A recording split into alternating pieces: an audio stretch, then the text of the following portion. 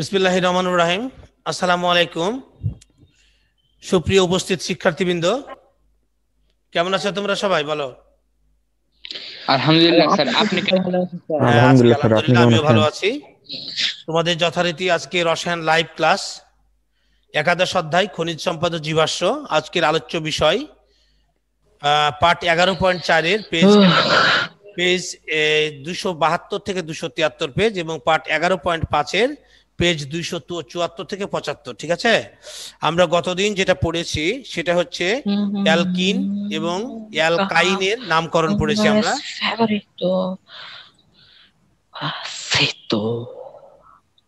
শব্দ করো না তোমরা প্লিজ, শব্দ হয় না এক ফোঁটাও। ঠিক আছে? হ্যালো, শুনতে পাচ্ছ? কে শব্দ করছিলা? হ্যালো,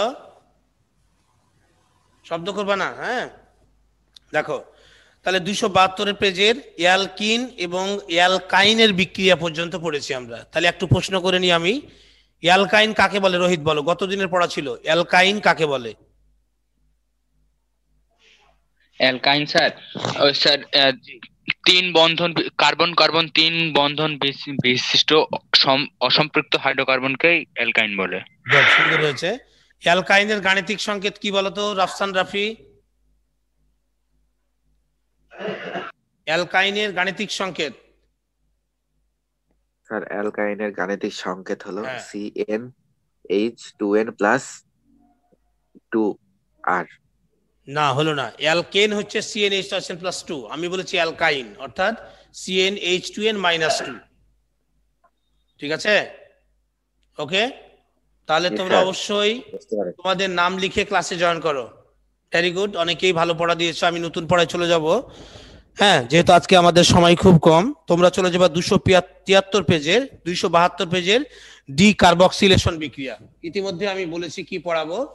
তোমরা তোমাদের বইপত্র নিয়ে রেডি থাকো, যেন প্রয়োজনীয় নোট তোমরা নিতে পারো। ঠিক আছে, দেখো আমরা যাব ডি কার্বক্সিলেশন বিক্রিয়া। ঠিক আছে, ডি কার্বক্সি কয় সহস্যই কার্বক্সি ডি কার্বক্সিলেশন দাঁড়া মুছে দিই।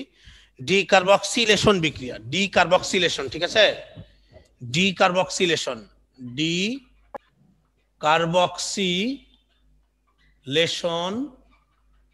বিক্রিয়া।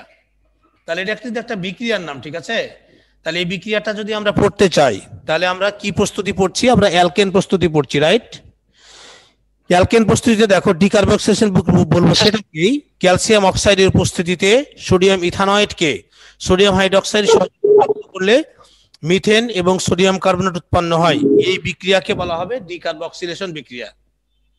ঠিক আছে, তাহলে কি বললো? ক্যালসিয়াম অক্সাইডের উপস্থিতিতে ক্যালসিয়াম অক্সাইডের উপস্থিতিতে দুই কি কার সাথে? সোডিয়াম ইথানয়েডের সাথে। তাহলে ইথানোয়িক অ্যাসিডের সংকেত কি? CH3OOH। তাহলে এখন যদি সোডিয়াম বলি আমরা এটাকে, তাহলে হাইড্রোজেনকে সরায় শুধুমাত্র এনে দিতে হবে। ঠিক আছে, এর নাম হচ্ছে সোডিয়াম ইথানয়েড। এবং আমরা জানি ক্ষারের সংকেত কি? Calcium hydroxide. ঠিক আছে, তাহলে এই হচ্ছে আমাদের ক্যালসিয়াম হাইড্রোক্সাইড হচ্ছে কলিচুন, কিন্তু চুন লাগবে। চুন হচ্ছে ক্যালসিয়াম অক্সাইড, CaO। এই তিনটা উপকরণ লাগবে। হ্যাঁ, উপকরণ লাগবে তিনটা, আর এটা লাগবে, এটা হচ্ছে প্রভাবক হিসাবে। প্রভাবকের কাজ কি? যে বিক্রিয়ার গতিকে বৃদ্ধি করে বা হ্রাস করে, ঠিক আছে, সেটা হচ্ছে প্রভাবক। তাহলে আমি বললাম কি, ক্যালসিয়াম অক্সাইড প্রভাবকের উপস্থিতিতে সোডিয়াম ইথানয়েড যদি সোডিয়াম হাইড্রোক্সাইডের সঙ্গে বিক্রিয়া করে, NaOH, ক্যালসিয়াম অক্সাইড তো উপরে লিখেছি আমরা, তাহলে সোডিয়াম হাইড্রোক্সাইডের সঙ্গে বিক্রিয়া করলে অ্যালকেন উৎপন্ন হয়। এই অ্যালকেন উৎপন্ন হওয়ার বিক্রিয়াটাকে বলা হয় ডি কার্বক্সিলেশন বিক্রিয়া। রোহিত, কি বুঝা গেছে? হ্যাঁ স্যার, বুঝতে পারছি। তাহলে বিক্রিয়াটার নাম, জাস্ট বিক্রিয়াটাকেই বলা হয় ডি কার্বক্সিলেশন বিক্রিয়া। তাহলে আমি আরেকবার বলি তোমাদের সুবিধার্থে, ক্যালসিয়াম অক্সাইড প্রভাবকের উপস্থিতিতে সোডিয়াম ইথানয়েডকে সোডিয়াম হাইড্রোক্সাইড সহযোগে বিক্রিয়া করলে অ্যালকেন উৎপন্ন হয়। এই অ্যালকেন উৎপন্ন হওয়ার প্রক্রিয়াকে বলা হয়, এই বিক্রিয়াটাকে বলা হয় ডি কার্বক্সিলেশন বিক্রিয়া। তাহলে আমরা বিক্রিয়াটা লিখি, দেখো sodium ইথানয়েড, CH3COONA plus sodium hydroxide দিয়ে কি দিব আমরা এখানে ক্যালসিয়াম অক্সাইড দিয়ে আমরা তাপ দিব। ঠিক আছে, তাহলে এখন উৎপন্ন হবে কি বলো? উৎপন্ন হবে দেখো CH3 মিথেন ও সোডিয়াম এখানে carbonate H, CH3 CH4 CH3 আর CH4 অক্সাইডের H, তার মানে কি হলো CH4। 4 CH4 এবার দেখো সোডিয়াম এখানে মিথেন। কয়টা? দুইটা, তাহলে Na2। দুটা C দেখো এখানে একটা, আর আর অক্সিজেন একটা দুটা একটা। এখানে একটা, তাহলে সোডিয়াম কার্বনেট হ্যাঁ। উৎপন্ন হলো। তিনটা স্যার। ঠিক আছে, তাহলে এই বিক্রিয়াটাকে অ্যালকেন উৎপন্ন করার বিক্রিয়াটাকে বলা হয় ডিকার্বক্সিলেশন বিক্রিয়া। তোমরা আমার কথা শেষ না হওয়া পর্যন্ত তোমরা কিন্তু শব্দ করবে না। আমি পড়ানো শেষ করব, তারপর তোমাদেরকে আমি বলবো বুঝতে পেরেছো, তখন কথা বলবা। ঠিক আছে, আর তারপরে যদি বুঝতে না পারো তখন আমাকে আমার সাথে কথা বলবা। তাহলে আমরা ডিকার্বক্সিলেশন বিক্রিয়ার সংজ্ঞা কি পেলাম? যে ক্যালসিয়াম অক্সাইডের প্রভাবকে সোডিয়াম ইথানয়েডকে ক্ষারের সহযোগে উত্তপ্ত করলে অ্যালকেন উৎপন্ন হয়। এই অ্যালকেন উৎপন্ন হওয়ার বিক্রিয়াটাকে বলা হয় ডিকার্বক্সিলেশন বিক্রিয়া। ঠিক আছে, কথা শেষ? কথা বুঝতে পেরেছো? তাহলে আমাদেরকে এই Yes, বিক্রিয়াটা যদি মুখস্থ থাকে আমাদের, তাহলে কিন্তু আমরা ডিকার্বক্সিলেশন বিক্রিয়া কি আমরা অবশ্যই লিখতে পারবো। ঠিক আছে, তাহলে আমরা এই বিক্রিয়াটা ইনশাল্লাহ বুঝতে পেরেছি। এখন আমরা যাব দেখো অ্যালকেনের ধর্ম, অর্থাৎ অ্যালকেন মানে কি? একক বন্ধন যুক্ত হাইড্রোকার্বন। মিথেন প্রস্তুত করলাম আমরা, একক বন্ধন দ্বিবন্ধন যুক্ত হাইড্রোকার্বন থেকে আমরা কিভাবে তিনটা বিক্রিয়া শিখেছি। এখানে প্রথমে হাইড্রোজেন সংযোজন শিখেছি, তারপর অ্যালকিন থেকে অ্যালকিন এবং অ্যালকাইনের সাথে হাইড্রোজেন সংযোজন শিখেছি, এবং ডিকার্বক্সিলেশন বিক্রিয়ার মাধ্যমে কিভাবে অ্যালকেন প্রস্তুত করলাম এটা আমরা শিখেছি। বলো এবার কোন সমস্যা কি আছে তিনটা বিক্রিয়াতে?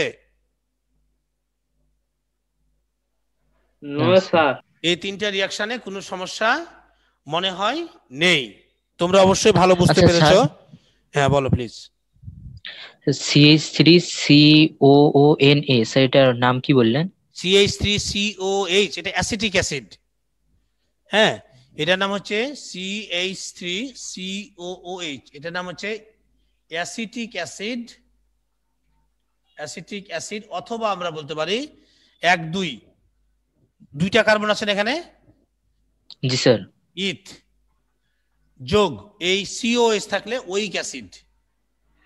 উইক অ্যাসিড, তাহলে এর নাম দিব আমরা ইথানোইক অ্যাসিড। ঠিক আছে, এখন এখানে যদি স্যার, এটা ভিনেগারে দেওয়া হয় না? হ্যাঁ, এটা হচ্ছে ভিনেগার 6 থেকে 10% জলীয় দ্রবণ। এই এখানে যদি এইচ এর পরিবর্তে এনে হয় তাহলে লবণ হয়ে গেল, তখন তার নাম হচ্ছে sodium ethanoate. Sodium ethanoate, clear? জি স্যার। আচ্ছা, এবার অ্যালকেনের ধর্ম দেখো, অ্যালকেন আসলে কেমন দেখো কি বলছে, এগুলো দেখে দেখে পড়তে হবে। ভৌত ধর্ম দেখো, সম্পৃক্ত হাইড্রোকার্বন বা অ্যালকেনের গলনাঙ্ক, স্ফুটনাঙ্ক এবং ভৌত অবস্থায় অ্যালকেনের কার্বন সংখ্যার উপর নির্ভর করে। কার্বন সংখ্যার পরিবর্তন হলে ভৌত অবস্থার পরিবর্তন হয়। 1 থেকে 4 কার্বন বিশিষ্ট হাইড্রোকার্বন গুলো কি গ্যাসীয় হয়, আমরা দেখেছি আগেই, তাই না? আর 4 কার্বন সংখ্যার হাইড্রোকার্বনের স্ফুটনাঙ্ক কক্ষ তাপমাত্রা নিচে, তাই এগুলো গ্যাসীয় অবস্থায় থাকে। এবং 5 থেকে 15 কার্বন পর্যন্ত সম্পৃক্ত হাইড্রোকার্বন স্ফুটনাঙ্ক কক্ষ তাপমাত্রার উপরে বলে এগুলোকে তরল অবস্থায় পাওয়া যায়। তাহলে 1 কার্বন থেকে 4 কার্বন পর্যন্ত কি গ্যাসীয়, আর 5 কার্বন থেকে 10 কার্বন পর্যন্ত তরল। ঠিক আছে, তাহলে আমাদেরকে 5 থেকে 15 স্যার। 5 থেকে 15, হ্যাঁ 5 থেকে 15 পর্যন্ত হচ্ছে আমাদের তরল। তাহলে আমাদেরকে মনে রাখতে হবে না এগুলা, বলো। তাহলে দেখো এখানে কি বলছে যে 5 কার্বন বিশিষ্ট সম্পৃক্ত হাইড্রোকার্বন পেন্টেনের স্ফুটনাঙ্ক 36.1 ডিগ্রি সেলসিয়াস, মুখস্থ রাখতে হবে অবজেক্টিভের জন্য। সম্পৃক্ত হাইড্রোকার্বনের কার্বন সংখ্যা 16 থেকে বেশি হলে এরা কঠিন প্রকৃতির হয়। তাহলে 16 থেকে বেশি, হ্যাঁ বেশি হলে কত হবে? কঠিন প্রকৃতির হবে। ক্লিয়ার? তাহলে আমরা এদের স্ট্যাটাস, অর্থাৎ এরা হাইড্রোকার্বন গুলা কোনটা কেমন ধরনের, এটা আমরা এই উদ্দীপক থেকে, এই গল্প থেকে আমরা পেয়ে গেছি ইনশাল্লাহ, তাই না? বুঝা কি গেল? এগুলা কি এমনি পড়তে হবে এগুলা? হ্যাঁ, রিয়াকশন যেগুলো সেগুলো মজা করে বুঝতে হবে। এগুলো ফিজিক্যাল পড়া, যে হাইড্রোকার্বন গুলো আসলে কেমন, কোন প্রকৃতির হয়। তাহলে আমরা পেয়ে গেছি যে হাইড্রোকার্বনের কার্বন 1 থেকে 4 পর্যন্ত হচ্ছে কি গ্যাসীয়, আর 5 থেকে 15 কার্বন হচ্ছে তরল, আর 15-র বেশি যদি হয়, 16-র বেশি যদি হয়, তাহলে সেটা হচ্ছে কঠিন। কঠিন পদার্থ। এখানে 5 কার্বন বিশিষ্ট পেন্টেনের স্ফুটনাঙ্ক কত? 36.1 ডিগ্রি সেলসিয়াস। ঠিক আছে, তাহলে এই ছিল আমাদের তথ্য। এবার যাব আমরা রাসায়নিক ধর্ম। কার রাসায়নিক ধর্ম? অ্যালকেনের রাসায়নিক ধর্ম। এবার দেখো অ্যালকেনের রাসায়নিক ধর্ম, রাসায়নিক ধর্ম ক্লিয়ার? অ্যালকেনের রাসায়নিক ধর্ম দেখো, অ্যালকেনের মধ্যে কার্বন কার্বন হাতগুলো কয়টা করে আছে বলো তো? একটা না দুইটা? একক বন্ধন না দ্বিবন্ধন? এক বন্ধন স্যার। এক বন্ধন। তাহলে এটা আমি বলেছি এটা প্যারাফিন কিন্তু, তাই না? অ্যালকেনকে কি বলা হয়? প্যারাফিন। প্যারাফিন কেন বলা হয়?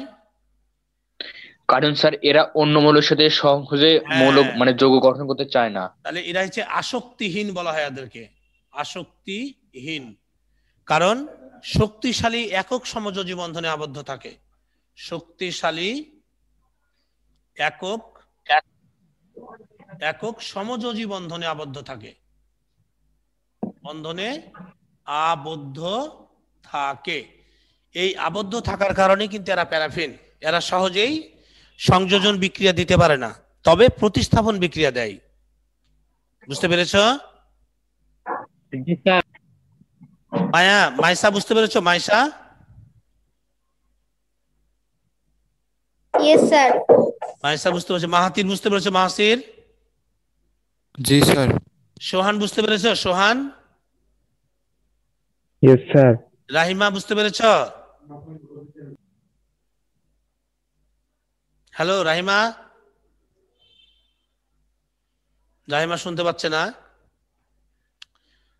তারপর হচ্ছে আমির হামজা ইমন, বুঝতে পেরেছো? আচ্ছা ঠিক আছে। দেখো তাহলে আগেই বলা হয়েছে রাসায়নিক বিক্রিয়া অ্যালকেনের, অ্যালকেন হচ্ছে প্যারাফিন বা শক্তিহীন, শক্তিশালী একক সমযোজী বন্ধন আবদ্ধ। এর জন্য এই বন্ধনটাকে সহজে ভাঙা যায় না। এর জন্য এটা ভেঙে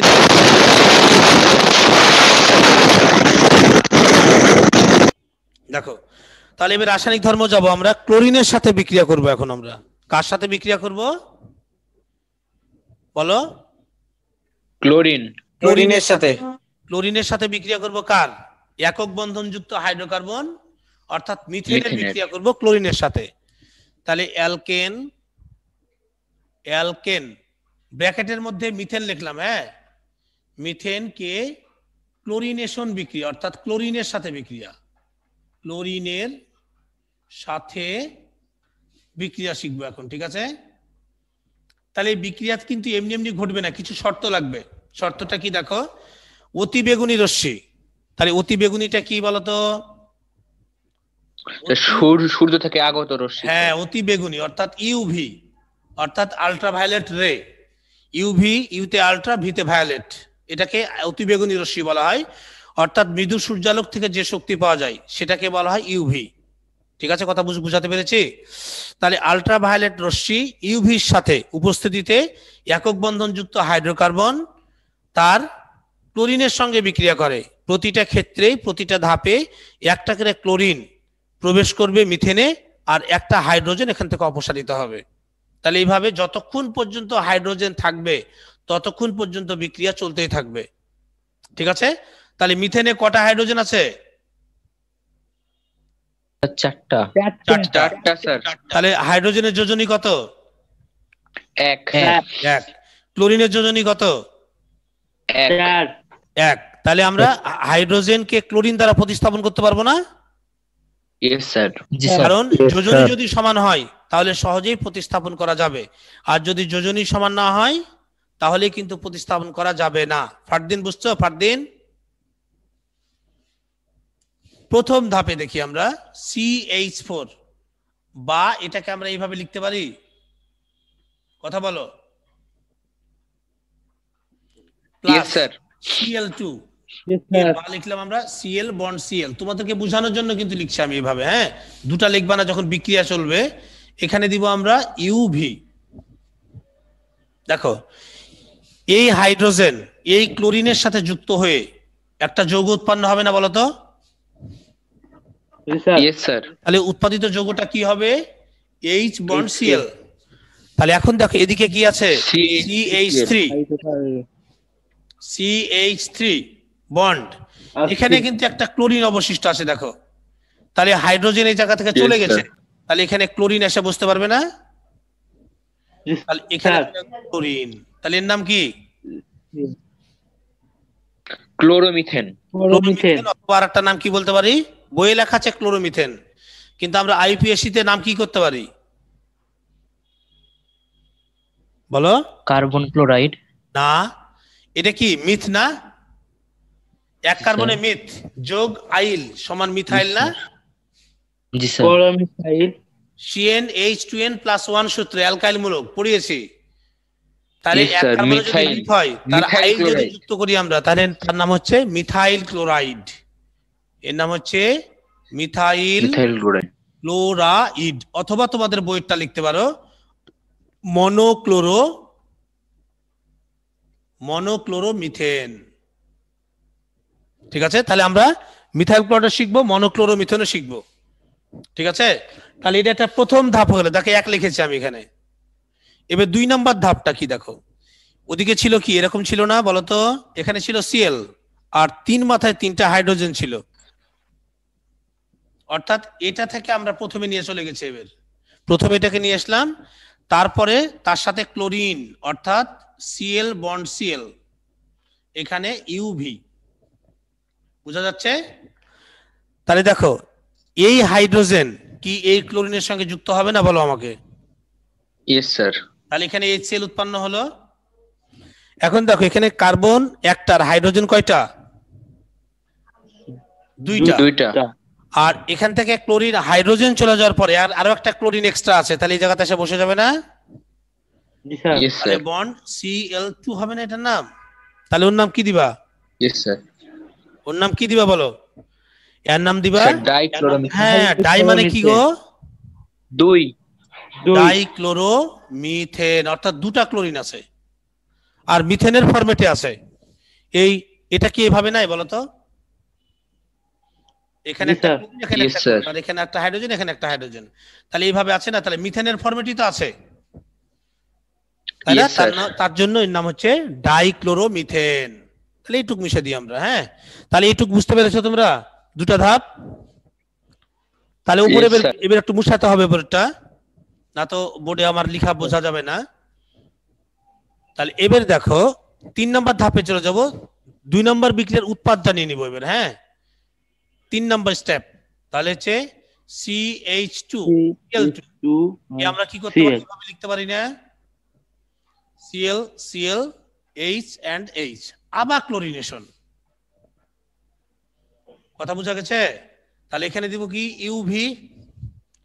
আমি বলেছি বারবার প্রতিটা হাইড্রোজেনের সঙ্গে যুক্ত হবে, হাইড্রোজেনের সঙ্গে যুক্ত হয়ে চলে যাবে, একজন চলে যাবে একজন থাকবে HCl, তাহলে কি থাকলো? CHCl3। এটা কিন্তু চেতনানাশক রূপে ব্যবহার করা হয়, জানো?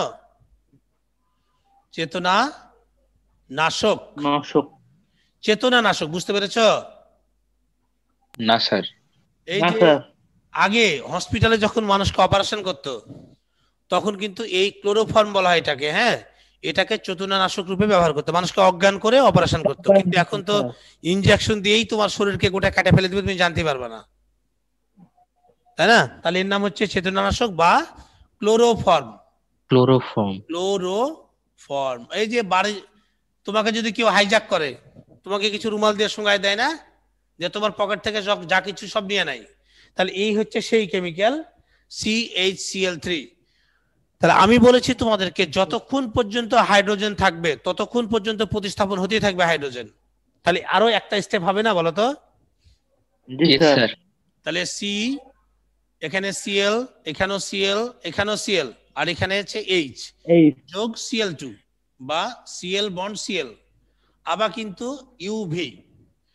এখানে দেখো একটা হাইড্রোজেন আছে, এই হাইড্রোজেনের সাথে কি হলো? এই ক্লোরিন যুক্ত হয়ে গেল, তাহলে কি হলো? HCl, আর থাকলো CCl4। এটার নাম কি? Carbon tetrachloride. আর এটার নাম ট্রাইক্লোরোমিথেন। এটার নাম কিন্তু ক্লোরোফর্মের অপর নাম ট্রাইক্লোরোমিথেন, আর এটা হচ্ছে টেট্রাক্লোরোমিথেন, কার্বন টেট্রাক্লোরাইড বলতে পারি আমরা। তাহলে এটা কিন্তু একদম। ড্রাই আইস করতে ব্যবহৃত হয়, ড্রাই ওয়াশ করতে। হ্যাঁ, এই যে আমরা দিই না, ওই যে লন্ড্রিতে দিই না কাপড় চোপড়, জি ওরা স্যার। Yes, sir. ভালো ভালো কাপড় ব্লেজার ইত্যাদি গুলোকে কিন্তু ওরা সাবান দিয়ে কাপড় কাচে না, আমরা যেমন সাবান দিয়ে বাসায় কাপড় কাচি সেভাবে কিন্তু কাচে না ওরা, ওরা শুকনো অবস্থায় পরিষ্কার করে দেয়। তাহলে এই কেমিক্যাল আমাদের ব্যবহৃত হয়। বুঝাতে পেরেছি? বলো, জি স্যার। এই বিক্রিয়াটা মজার না? বলো তো, Yes, sir. খুবই সহজ না বিক্রিয়াটা? Yes, sir. পানির মতো। একবারে সহজ, যদি শুধু একটু বুঝতে পারো তুমি। অর্থাৎ আমরা দেখলাম যে প্রতিটা রিয়াকশন, প্রতিটা ধাপে একটা হাইড্রোজেন একটা ক্লোরিন দ্বারা প্রতিস্থাপিত হয়, এটা একটা প্রতিস্থাপন বিক্রিয়া। ঠিক আছে, তাহলে আমরা কি পড়লাম আজকে? ডিকার্বক্সিলেশন বিক্রিয়া পড়লাম, অ্যালকেনের ধর্ম পড়লাম, এবং অ্যালকেনের রাসায়নিক ধর্ম ক্লোরিনের সাথে বিক্রিয়া পড়লাম। 4টা বিক্রিয়া আমরা পড়েছি। এই 4টা বিক্রিয়াতে কোনো সমস্যা আছে তোমাদের? না স্যার। নেই। না স্যার। স্যার। খুবই মজার না? বলো, মজার কিনা বলো তো আগে। জি স্যার। জি স্যার। যে ক্লাস করবে তার কাছে মজা লাগবে অধ্যায়, কিন্তু যারা ক্লাস করবে না তাদের জন্য কিন্তু আস্তে আস্তে বোরিং হয়ে যাবে, কষ্ট হয়ে যাবে, কিছুই বুঝতে পারবে না। আচ্ছা, তাহলে আমরা দেখো অক্সিজেনের সাথে দহন বিক্রিয়াটা করে ফেলি আমরা এবার। হ্যাঁ, অক্সিজেনের সাথে কি বিক্রিয়া? দহন বিক্রিয়া। দহন বিক্রিয়া মানে কি বলতো? দহন বিক্রিয়া কাকে বলে? আমি বলবো স্যার। হ্যাঁ বলো, একজন বলো। স্যার কোন পদার্থকে অক্সিজেনের মধ্যে পরিণত হলে সেটা হচ্ছে স্যার দহন বিক্রিয়া। আচ্ছা, অক্সিজেন কি আলাদা করে ডাকে আনতে হবে না এমনি পরিবেশী অক্সিজেন আছে? পরিবেশী অক্সিজেন। হ্যাঁ, পরিবেশী অক্সিজেন আছে। তাহলে মিথেন গ্যাস, যেটা পাইপলাইনের মাধ্যমে যে গ্যাস আসে, সেই গ্যাসটা আমাদের জ্বলে না? আমরা যখন সুইচ অন করি তখনই কিন্তু গ্যাস জ্বলতে লাগে। কেন জ্বলে? তাহলে অক্সিজেন নিজে জ্বলে না, কিন্তু অন্যকে জ্বলতে সাহায্য করে। তাহলে মিথেন গ্যাস একটা দাহ্য পদার্থ। তাহলে এই মিথেন গ্যাস দেখো, CH4 প্লাস অক্সিজেন বিক্রিয়া করলে উৎপন্ন হবে কার্বন ডাই অক্সাইড প্লাস তাপ ও আলোক শক্তি। এটা আগে পড়ি নাই বিক্রিয়াটা? ইয়েস। এই বিক্রিয়াটা কিন্তু আমরা আগে পড়েছি। তাহলে আমাদেরকে এই রিয়াকশন গুলো সম্পর্কে লিখে লিখে প্র্যাকটিস করতে হবে। দেখো তোমাদের বইয়ে লেখা আছে, মিথেন বায়ুর অক্সিজেনের সাথে বিক্রিয়া করে কার্বন ডাই অক্সাইড, জলীয় বাষ্প ও পানি উৎপন্ন করে। এই তাপ শক্তি রান্না বান্নার কাজে ব্যবহৃত হয়। তাহলে মিথেন যোগ oxygen equal to carbon dioxide plus পানি। তোমরা দেখবে সমতাকরণ করবা, ঠিক আছে? সমতাকরণ নিজে থেকে করার চেষ্টা করতে হবে, কারণ সমতাকরণ শিখার বয়স শেষ হয়ে গেছে, অনেক আগেই হয়ে গেছে, তাই না? সমতাকরণ তোমাকে নিজে শিখতে হবে, ট্রাই করতে হবে আমার শিখানো থেকে, চেষ্টা করতে হবে স্যার কিভাবে শিখাইছে তোমাকে। তাহলে এখানে দেখো অক্সিজেন কয়টা? হাইড্রোজেন 4টা। তাহলে এখানে হাইড্রোজেন কয়টা? 2টা। তাহলে এখানে 2 দিয়ে দাও। অক্সিজেন দেখো এখানে 2টা, এখানে 4টা, তাহলে এখানে 2 দিয়ে দাও, হয়ে গেল, মিটে গেল ঝামেলা। Yes sir. তাই না? তাহলে আমাদেরকে এই সম্পৃক্ত হাইড্রোকার্বনের বিক্রিয়া আমরা শেষ করে দিয়েছি 272 থেকে 273 পেজ। এখন যাব আমরা 274 পেজ। 274 পেজের অ্যালকিনের নামকরণ কিন্তু তোমাদেরকে শেখানো হয়ে গেছে, কি ঠিক না? অ্যালকিনের নামকরণ শেখানো হয়েছে, দেখো। তাহলে অ্যালকিনের নামকরণ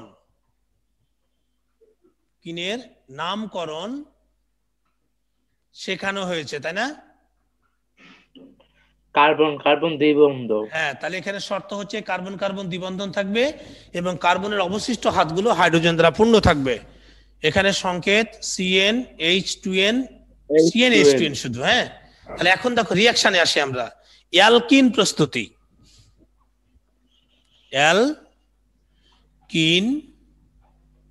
প্রস্তুতি, এই রিঅ্যাকশনটা করি আমরা, ছেড়ে দেবো আজকে। হ্যাঁ, দেখো অ্যালকিন প্রস্তুতিতে বলছে ইথাইল ক্লোরাইডের সাথে সোডিয়াম হাইড্রোক্সাইডের জলীয় দ্রবণকে উত্তপ্ত করলে ইথিন এবং সোডিয়াম ক্লোরাইড ও পানি উৎপন্ন হয়। দেখো বিক্রিয়া কিন্তু তোমাকে মুখস্থ করতে হবে, বিক্রিয়া তোমাকে মুখস্থ করতে হবে, তবে তোমাকে সহযোগিতা করছে আমি কিভাবে উৎপাদন হয়। এখন দেখো কি বলেছে, কি থেকে বললো? ইথাইল ক্লোরাইড থেকে। তাহলে ইথাইলের সংকেত কি? CH3 CH2 Cl না? এটা কি ইথাইল মূলক না বলতো? অ্যালকাইল মূলকের ইথাইল মূলক, কার্বন সংখ্যা 2, Yes, sir. CnH2n প্লাস 1 সূত্র ব্যবহার করতে হবে। তার সাথে কি যুক্ত হয়েছে? ক্ষার যুক্ত হয়েছে, সোডিয়াম হাইড্রোক্সাইড, NaOH। এখন দেখো এখানে ক্লোরিন আর এখানে সোডিয়াম, কি হলো? Sodium chloride. তাহলে একটা সোডিয়াম সোডিয়াম ক্লোরাইডকে ক্লোরাইড। ফেলে দাও, লবণ স্যার। NaCl হয়ে গেল। এখন দেখো এখানে OH, ঠিক আছে, এখানে OH আছে, তাহলে OH কার সঙ্গে যুক্ত হবে? OH থেকে এখানে 3 আছে, দেখো এখানে খেয়াল করো, এখানে 3 আছে না? জি জি স্যার। স্যার। 3 আছে, তাহলে আমি যদি একটা কমাই দিই এখানে একটা H লিখি, কোনো সমস্যা আছে? না না স্যার। তাহলে এই H আর এই OH মিলে কি হতে পারে? H2 H2 হয়ে গেল। এখন বাকি থাকলো কি দেখো, CH2, সিঙ্গেল বন্ড CH2। এখন দেখো এই মাথায় কিন্তু একটা হাত আছে আর এই মাথায় কিন্তু একটা হাত আছে, তাই না? জি স্যার। জি এখানে স্যার। একটা হাত আছে, এই ক্লোরিনের হাত নিয়ে চলে গেছে, এখানে একটা হাত আছে, এখানে একটা হাত আছে।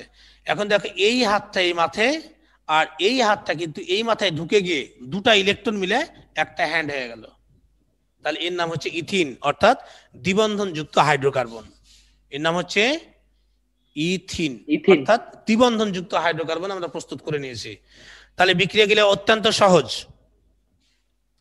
বিক্রিয়াগুলো জি স্যার। একটু প্র্যাকটিস করতে হবে, লিখে লিখে মুখস্থ করতে হবে, লিখে লিখে, নালে কিন্তু মনে থাকবে না। আর একটা বিক্রিয়া আছে ইথানল থেকে, খুবই সহজ, দিয়ে আজকে শেষ করবো আমরা। এবার হচ্ছে ইথানল।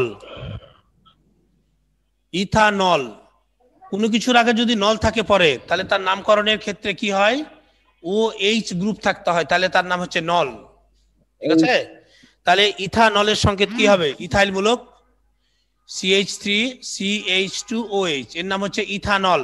এইটুক কিন্তু ইথাইল অ্যালকোহল, এইটুক ইথাইল আর এখানটা অ্যালকোহল, অর্থাৎ ইথাইল অ্যালকোহলকে আমরা ইথানল বলি IUPAC পদ্ধতিতে। তার সাথে যদি গাঢ় সালফিউরিক অ্যাসিড দিই H2SO4, এটা কিন্তু গাঢ় হতে হবে, হ্যাঁ? আচ্ছা, আমরা জানি গাঢ় সালফিউরিক অ্যাসিডের পানি শোষণ করার ক্ষমতা আছে না? দশম অধ্যায় থেকে পড়েছি, বলো। গাঢ় সালফিউরিক অ্যাসিডের পানি শোষণ করার ক্ষমতা আছে, আছে তাই না? স্যার। তাহলে এর মধ্যে পানির অণু আছে, দেখো এখানে 3কে 2 দিয়ে দিলাম, এখানে একটা H নিয়ে আসলাম, তাহলে H আর OH মিলে কি হবে? H2O। H2O। তাহলে কে শোষণ করলো? সালফিউরিক অ্যাসিড শোষণ করে ফেললো। তাহলে এটাকে ফার্স্ট ব্র্যাকেট দিয়ে ঘিরে দিতে পারবো না? জি স্যার। পারবো? জি স্যার। এখন দেখো অবশিষ্ট কি থাকলো, এখানকার এক হাত আর এখানকার এক হাত মিলে 2 হাত হয়ে যাবে না মাঝে? তাহলে CH2 ডবল বন্ড CH2, বাস, এই হচ্ছে আমাদের প্রস্তুতি। তোমরা এই পর্যন্ত পড়বা, ঠিক আছে? আমরা আজকে সময় স্বল্পতার কারণে আজকে আমরা শেষ করতে পারবো না নির্ধারিত ক্লাসে, 10 মিনিট কম সময় আমাদের। 10 মিনিট সময় থাকলে আমরা ইনশাল্লাহ 275 পেজ পর্যন্ত আজকে আমরা পড়ে ফেলতে পারতাম, কি বলো, তাই না? জি স্যার। Yes, sir. তো ঠিক আছে, তোমরা অবশ্যই HW করবা। কোনো সমস্যা আছে আজকের লেকচারে? না স্যার। নেই? No, sir. আচ্ছা ঠিক আছে, তাহলে আগামী দিন যদি সমস্যা থাকে আগামী দিন সমাধান করে দেবো ইনশাল্লাহ। তোমরা ভালো করে এই টপিকগুলো HW করে আমাদের গ্রুপে পাঠাবা। সেই পর্যন্ত সবাই ভালো থাকবা, সুস্থ থাকবা, খুদা হাফেজ, আসসালামু আলাইকুম। আর H2 কি? এই গ্রুপগুলো যেগুলো আমি পড়লাম আসসালামু সেগুলো আলাইকুম HW, স্যার। যেগুলো পড়াইলাম আচ্ছা, স্যার। সেগুলো HW, ওকে?